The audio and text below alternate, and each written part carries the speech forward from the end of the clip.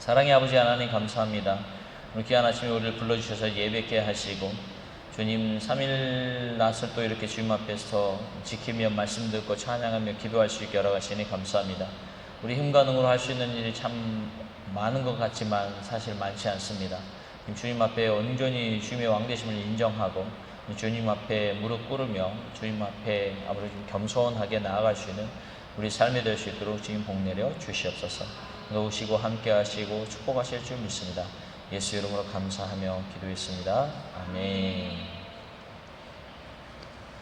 본문의 말씀을 같이 보겠습니다. 본문의 말씀은요, 사사기의 그 마지막 장면입니다.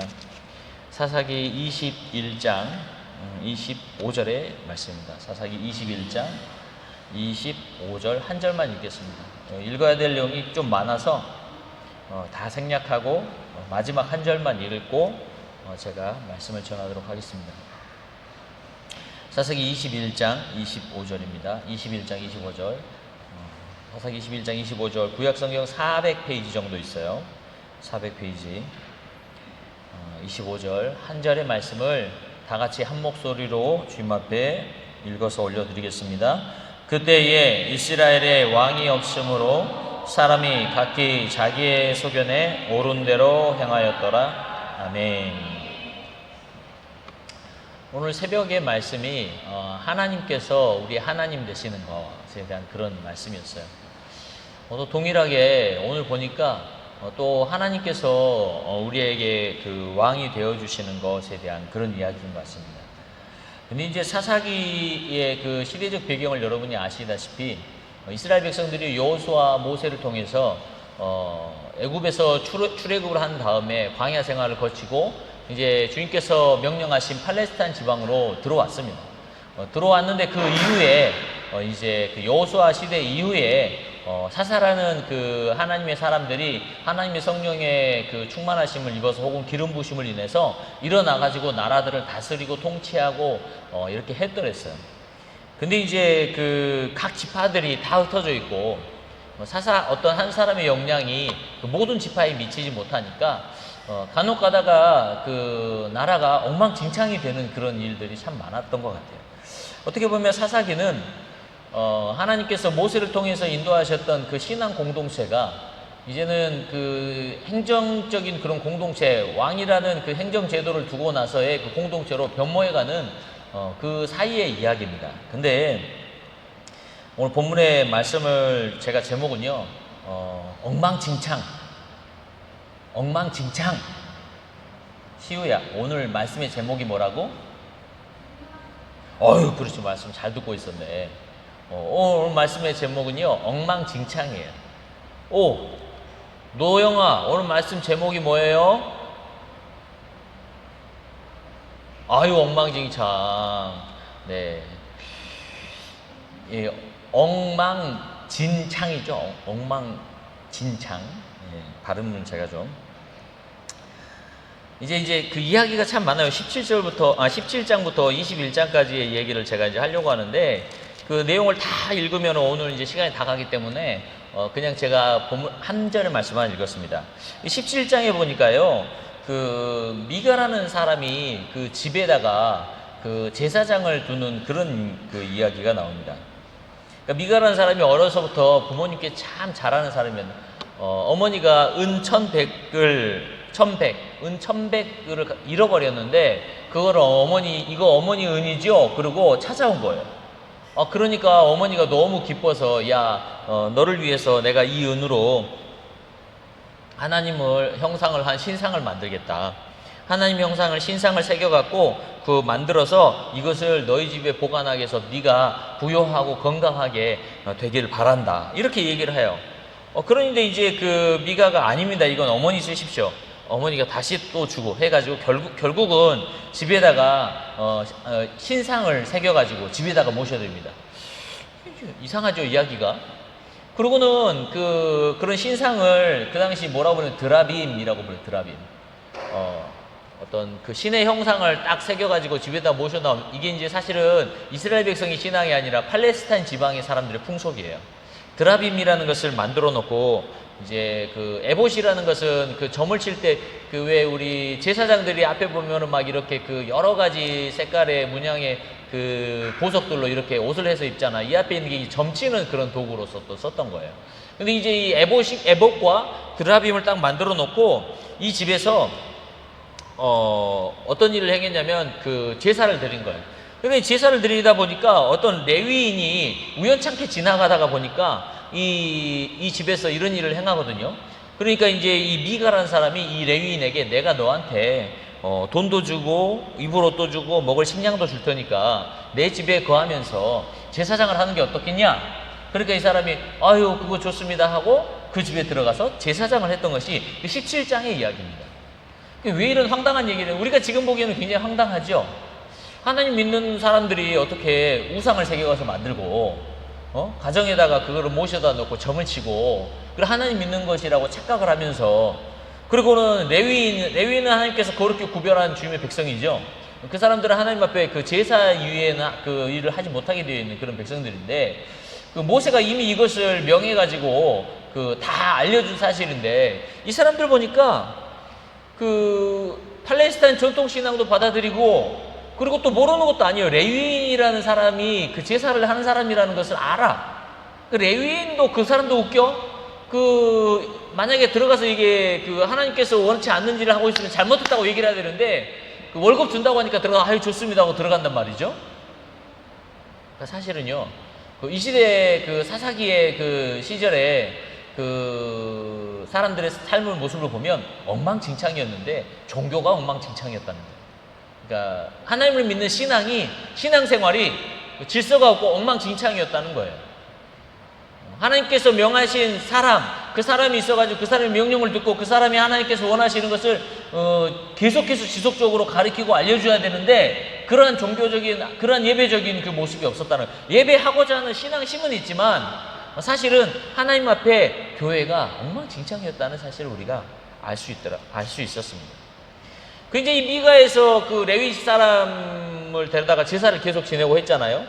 근데 이제 우연히 그 지역에 그 단 지파의 정탐꾼이 지나갑니다. 단 지파의 정탐꾼이 지나가는데 그게 이제 18장의 얘기예요. 단 지파의 정탐꾼이 막 지나가다가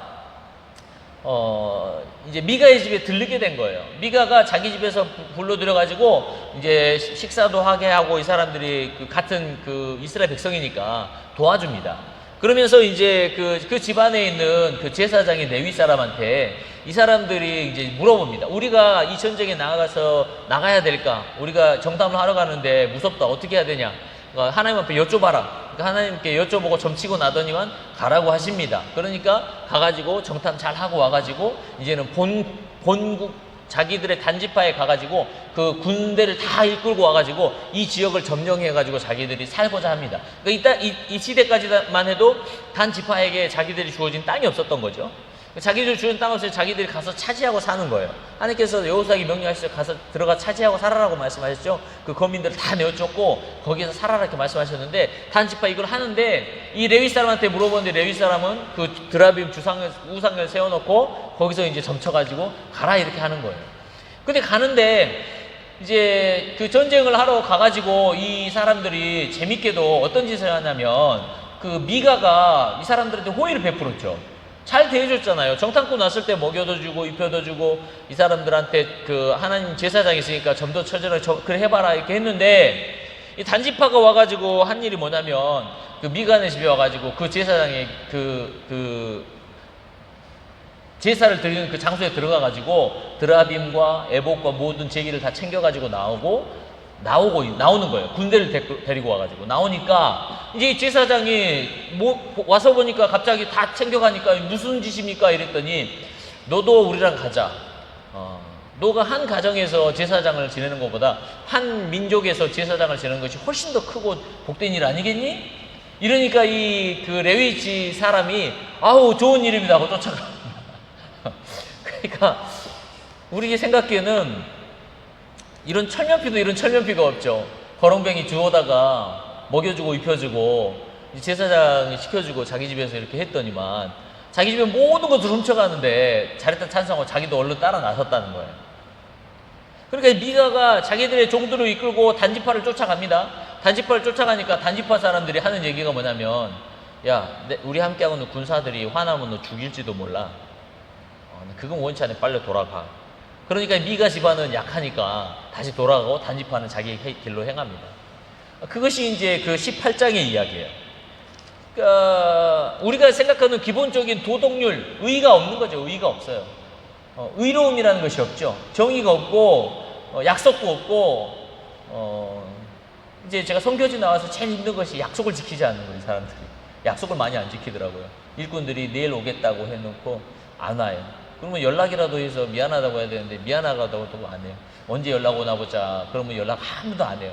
그럼 제가 연락하면은 내일 가겠다고 그렇게 말합니다. 열받죠. 근데 이제 의의가 없어요. 이 당시에 하나님 믿는 그 백성들의 모습입니다. 미가의 집안과 그 제사장과 그 단지파의 그 하는 그 모습들을 보면 종교도 교회도 엉망진창이고 의로움도 없는 엉망진창인 그런 세상을 사람들이 살고 있는 것을 볼 수가 있습니다. 그러고 나서요, 다른 이야기가 이제 시작됩니다. 19장에 보면 다른 이야기가 시작됩니다. 유다 사람 하나가요, 레위 사람 하나가 유다 베들레헴에서 그 첩을 얻었어요. 첩을 얻었는데 이렇게 이야기가, 오늘 이야기가 한 4가지 이야기가 됩니다. 지금 이제 3번째 얘기를 해드리는 거예요. 레위 사람이 유다 지방에 가서 이제 그 첩을 얻었는데 그 첩이 이제 삐져가지고 친정으로 도망갔어요. 그러니까 이제 그 남편이 레위 사람이 유다 지방에 가가지고 유다 베들레헴에 가서 장인어른 찾아뵙고 다시 와가지고 이렇게 죄송합니다 하고 이렇게 이제 하니까 장인어른이 좋아했어요. 근데 딸이 오랜만에 돌아오니까 오랜만에 돌아온 것에 장인어른이 그 마음에 그 딸이 너무나 그 옆에 두고 싶었는지 계속해서 사위를 못 가게 막는 거예요. 예를 들면 이제는 한 3, 4일 지났어요. 짐을 싸고 나가려고 그러면 사위 오늘 좋은 술이 들어왔는데 한잔 하고 몸을 좀 푹 쉬고 그렇게 여독을 풀고 가야지. 그리고 이제 또 그렇게 해서 하룻밤 지나면 또 그 다음 날이면 맛있는 고기를 했으니 또 하루만 좀 있다 가게나. 그렇게 해가지고 이제 연거푸 3일 4일 가니까 마지막에는 이제 이 사위가 이제는 꼭 가야겠습니다 하고 아내를 데리고 딱 길을 나섭니다. 근데 길을 나섰는데 이 사람이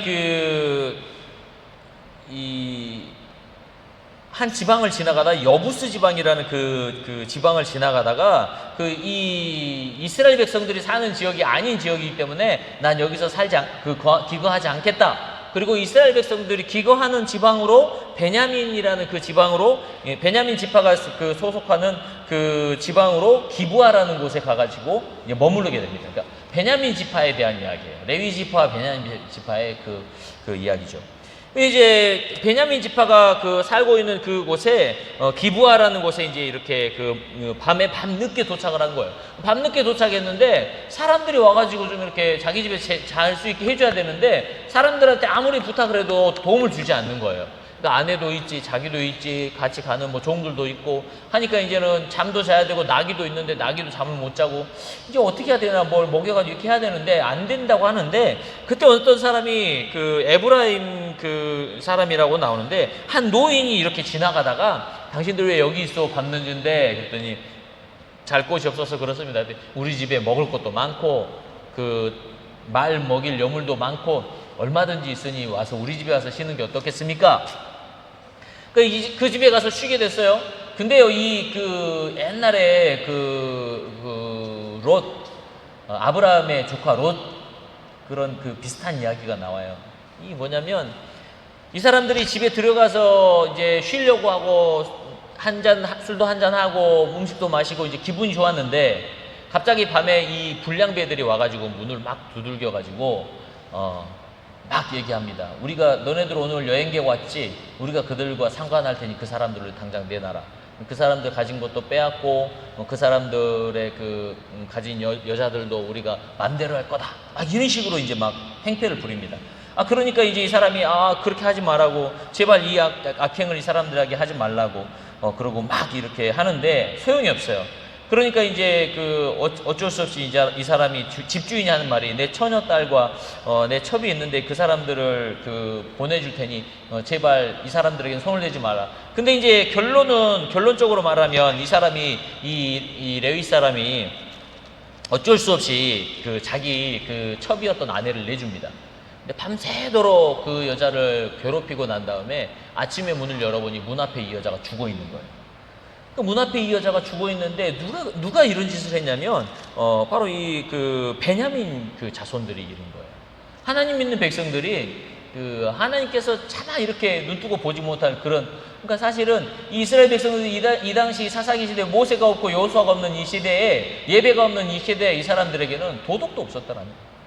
의도 없었고 도덕도 없었고 이런 그 예배, 온전한 예배도 없었다라는 것이죠.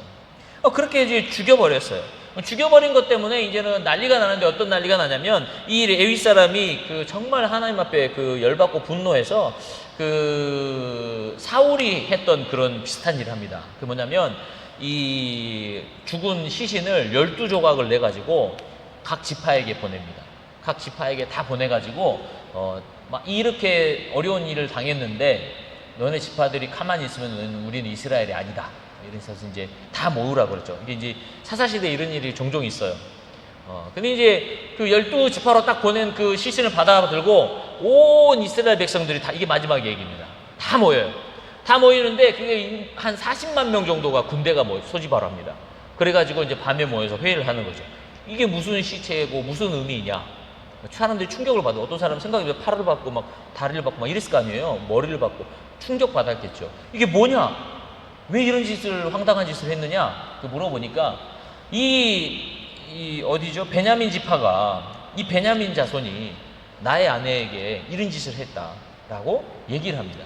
근데 재밌게도 베냐민 그 백성들이 그 도덕이나 의의가 있었더라면 우리가 정말 잘못했다.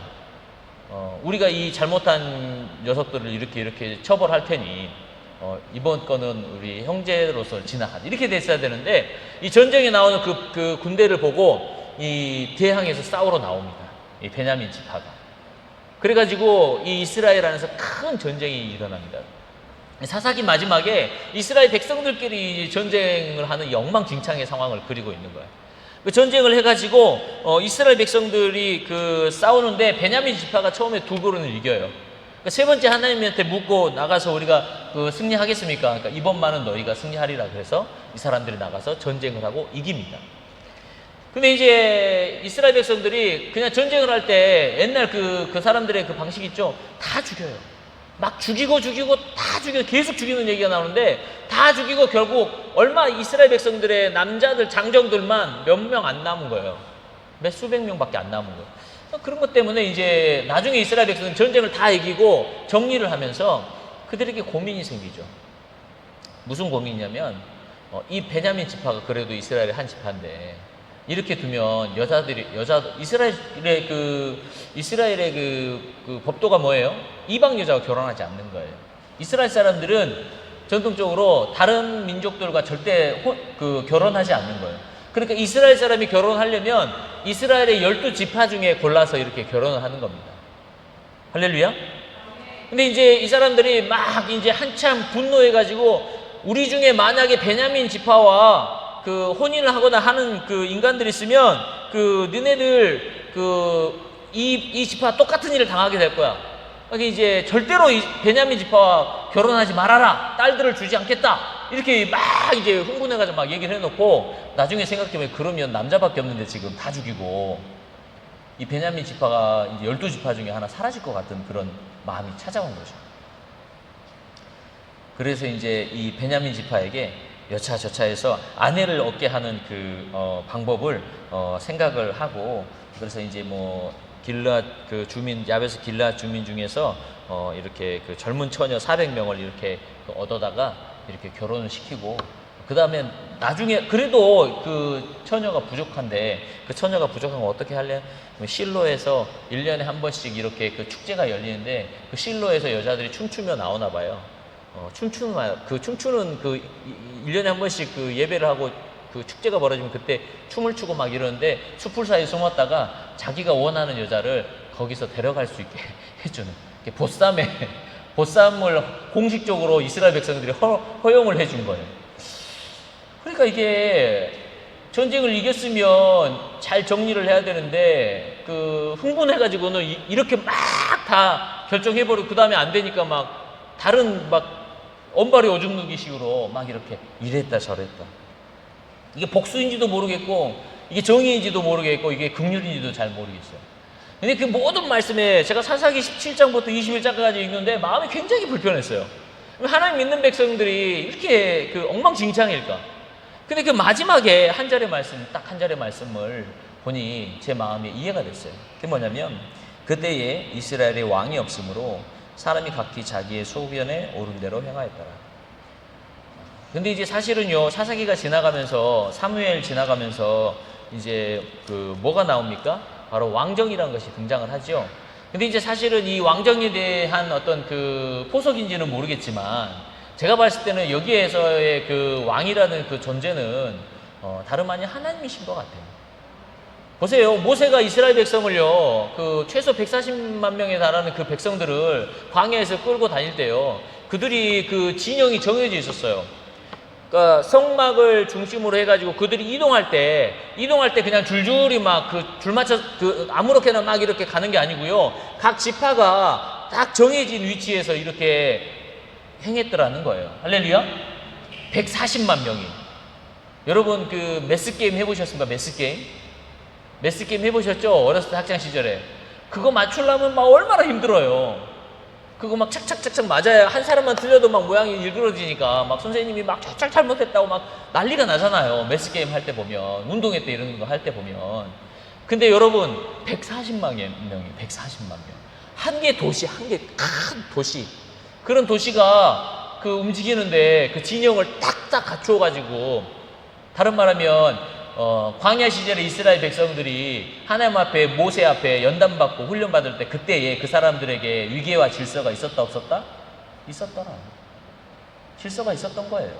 할렐루야. 그때 모세가 모든 율법을 하나님께서 주신 지혜로 정하고 그 율법대로 행하도록 다 가르쳤더라 안 가르쳤더라? 가르쳤더라는 거예요. 근데 이들이 하나님 앞에 온전히 예배하지 않음으로 인해서, 말씀에 대한 지식이 없음으로 인해서 이들이 하나님께서 원하시는 그 질서가 없고 하나님을 왕으로 섬기며 살아가는 그 마음이 없었더라는 거예요. 모두 다 자기 마음에 좋은 대로 행했더라는 것이죠. 여러분 가슴에 손을 얹고 따라서 하시기 바랍니다. 내 마음에 좋은 것은 올바른 것이 아니다. 사람들이 내 마음에 좋은 대로 다 행해버리면요, 그때부터는요 공동체가 깨지는 겁니다. 엉망진창이 되는 거예요. 도덕도 없어지고 율법도 없어지고 하나님께서 원하시는 뜻도 없어지는 겁니다. 규칙이 굉장히 어려운 것이고 힘든 것이고 우리가 율법이 없어져야지 사랑으로만, 그렇지 않아요. 예수님도 말씀하셨죠. 예수님은 율법을 완성하러 오신 거죠. 사랑이 율법이 완성인 것이지 율법이 없어져야 한다고 예수님 율법의 한 점 한 액이라도 주님께서는 없어지지 아니한다고 말씀하시죠. 하나님께서 통치하시는 그 삶이 우리가 질서 있는 삶이 되는 줄 믿으시기를 주님의 이름으로 축원합니다. 할렐루야. 엉망진창이다. 내 삶이 진짜 왜 이렇게 엉망진창이 되는지 모르겠다. 그러면 하나님께서 나의 왕 되신 삶을 다시 회복하기 위해서 애써야 돼요. 할렐루야. 하나님께서 나의 주인 되신 삶을 회복하기 위해서 애써야 돼요. 누군가 와서 내 삶을 좀 이렇게 정리해 줬으면 좋겠다. 절대 정리되지 않아요. 사사기가 지나가고 왕정이 시작하는 이스라엘 백성들이 나오거든요. 사울이 나오고 다윗이 나오고 솔로몬이 나오고 르호보암이 나오고 쭉 나오잖아요. 그때는 세상이 엉망진창 아니었냐? 역시나 엉망진창입니다. 하나님께서 말씀하시는 그 왕은 우리가 생각하는 세상의 왕이 아니에요. 하나님께서 말씀하시는 그 왕은 바로 하나님이신 줄 믿으시기를 주님의 이름으로 축원합니다. 주님께서 우리에게 가르쳐주신 말씀으로 순종할 때, 그 말씀에 복종하기 애쓰며 살아갈 때, 그때 우리 삶에 엉망진창이 사라지고 질서 정연과 감사함이 찾아오게 되는 줄 믿으시기를 주님의 이름으로 축원합니다. 기도하겠습니다. 사랑의 아버지 하나님, 감사합니다. 사람이 우리 마음과 뜻대로만 행할 때는 그때 주님께서 원치 않는 삶이 벌어집니다. 도덕도 없고 예배도 없고 하나님께서 기뻐하시는 일이 없고 악한 일이 벌어지고 의도 없고 모든 정치와 경제가 엉망진창이 됩니다. 지금 주님께서 통치하는 그러한 나라가 될 수 있도록 지금 복 내려 주시옵소서. 나의 삶이 주님을 왕으로 모시고 주님께서 내 삶을 지배하고 다스려 주셔서 주님 힘들고 어려운 시간들 주님께서 주시는 축복을 누리는 믿음의 백성 될 수 있도록 지금 역사하여 주시옵소서. 도우시고 함께 하시고 축복하실 줄 믿습니다. 예수의 이름으로 감사하며 기도했습니다. 아멘. 시간을 기쁘고 감사한 마음으로 예물 드리는 시간을 갖도록 하겠습니다. 찬송가 50장 부르면서 예물 드리도록 하겠습니다. 내게 있는 모든 것을 아낌없이 바치네. 사랑하고 의지하여 주만 따라 살리라. 주께 드리네. 주께 드리네. 사랑하는 그 주 앞에 모두 드리네. 아멘. 기도합니다. 사랑의 아버지 하나님 감사합니다. 귀한 예물 주님 앞에 올려드립니다. 주님 기뻐 받아주시고 귀한 예물이 쓰여지는 곳마다 하나님의 선하시고 아름다운 뜻이 조명될 수 있도록 주님 역사하여 주옵소서. 드린 손길들이 마땅히 받아 누려야 할 축복을 주님 받아 누리도록 복 내려 주옵소서. 예수님을 감사하며 기도했습니다. 아멘. 하늘에 계신 우리 아버지여, 이름이 거룩히 여김을 받으시오며 나라가 임하시오며 뜻이 하늘에서 이룬 것 같이 땅에서도 이루어지이다. 오늘 우리에게 일용할 양식을 주시옵고 우리가 우리에게 죄 지은 자를 사하여 준 것 같이 우리 죄를 사하여 주시옵고 우리를 시험에 들게 하지 마시옵고 다만 악에서 구하시옵소서. 나라와 권세와 영광이 아버지께 영원히 있사옵나이다.